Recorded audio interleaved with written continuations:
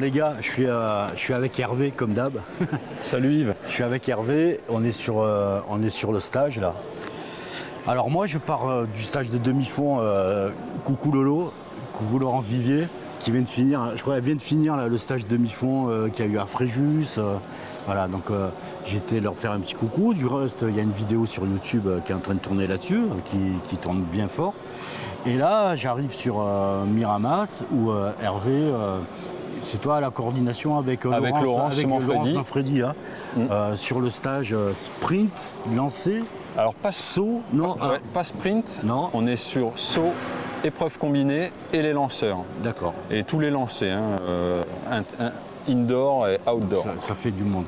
Non, mais en gros, si je résume, sur les stages demi-fond, la Ligue, elle n'est pas en vacances, là, je peux vous le dire, hein, parce qu'il y a tout le monde qui est sur la brèche. Sur le stade demi-fond, il y avait une trentaine de personnes. Et là, il y en a plein, là. Vous êtes combien? Là, on avait 55 en effectif max. Ouais, sur 55. La semaine, 55. Ça commence à faire du monde. Hein. Pour la période, c'est bien. Surtout que c'est une période qui est encore un peu compliquée et franchement, on est bien. Ça va encore monter, je pense, mais on est dans une dynamique qui progresse à chaque stage. Là. Il a commencé quand le stage? Il a commencé lundi et il se termine demain. On est sur la fin de stage. Fin de stage. Alors là, c'est des athlètes qui sont sur un suivi régional, c'est ça? C'est ça. Il y a plusieurs suivis, plusieurs niveaux de suivi. Plusieurs niveaux de suivi. Donc ça mêle les tout meilleurs de la Ligue qui sont des athlètes listés au niveau. On dit ça mène les bons, les très bons et les très très bons. C'est ça. On intègre le maximum pour que ça crée une dynamique qui emmène vers le haut. Et pour ça, on ne va pas emmener que les champions. Il y a des jeunes aussi. Faut voir qu'on a des cadets et même des cadets première année. Donc c'est des tout jeunes. C'est leur premier stage de Ligue pour certains. Donc c'est le grand bain, c'est le saut dans le grand bain. Surtout que tu les as vus à la fin de la saison pour certains et c'est encore minime. C'est ça. Ils sortent encore de l'école d'athlètes et puis là ils se retrouvent dans le grand bain avec des athlètes qui sont déjà... Alors c'est marrant que tu dis ça parce qu'on sort, c'est vrai qu'on les a croisés. Enfin on a vécu une expérience avec eux sur les championnats de France minimes. C'est ça. À Angers, c'était Angers. Derrière il y a eu un stage à Ancel où c'était la fin, ils étaient minimes, mais c'était la fin. Les derniers jours de leur... Là. Et là, je vous assure, ils se retrouvent là, moi j'arrive, qui je vois, Margot Chevrier et Valentin Lavigliani. Ils se retrouvent, c'est plus que le grand bain là. Ah là, c'est plus que le grand bain parce qu'on a la chance de les accueillir aujourd'hui sur le stage et donc Valentin Lavigliani se prête à coacher nos athlètes régionaux et puis Margot Chevrier elle saute, elle fait une séance et donc elle se mêle à notre suivi régional. Alors, je vous laisse imaginer nos petits athlètes qui sont en train de sauter avec une fille qui va faire les jeux, qui fait les jeux. Bon, je pense qu'ils vont s'en souvenir un petit moment. Voilà, c'est ça, l'idée, c'était vraiment de créer une dynamique et d'essayer d'embrayer le haut niveau avec nos jeunes pour que la motivation, elle soit au maximum, quoi.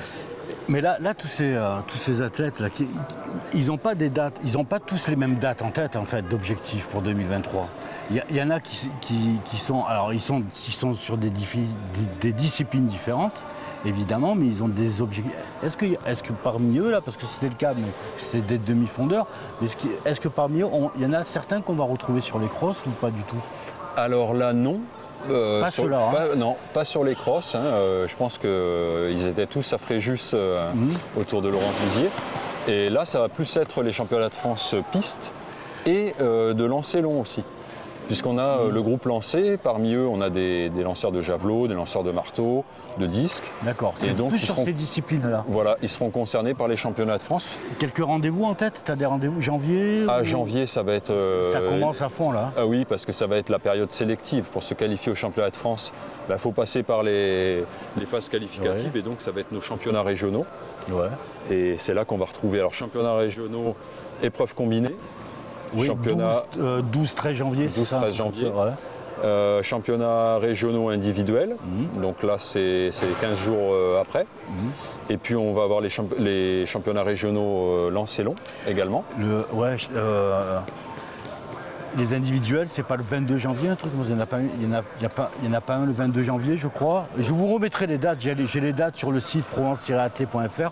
Vous voyez les calendriers tout en bas, vous verrez, il y a toutes les dates des championnats. Voilà. Il y en a plein, j'arrive pas à les retenir tellement qu'il y en a. Là, il va y avoir au mois de janvier, février, il y a un enchènement de tous les week-ends quasiment, entre les épreuves combinées, les épreuves individuelles et les lancers.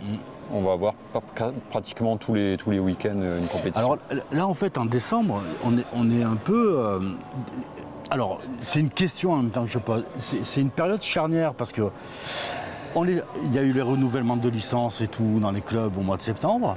Il y a eu les départementaux où il y en a certains de nos athlètes là qui ont dû s'essayer, qui ont recommencé la compétition, tout ça. Il y a un petit temps mort, très léger, où il y a les stages. Et derrière, ils enchaînent sur les sélectifs, les championnats régionaux, les sélectifs, et ça jusqu'à la saison estivale en fait. C'est comme ça que ça se passe un peu? C'est ça. En réalité, là, il n'y a pas vraiment de coupure. Il y a les fêtes, transition. Il y a les fêtes de fin d'année qui viennent apporter une coupure, mais en réalité, dans l'entraînement et dans la préparation, les athlètes, ils n'ont pas de coupure, puisqu'ils ont commencé la saison hivernale, comme tu l'as dit, sur les départementaux. C'est ça. Et dès qu'ils vont rentrer des vacances de fin d'année, ils vont être sur les régionaux.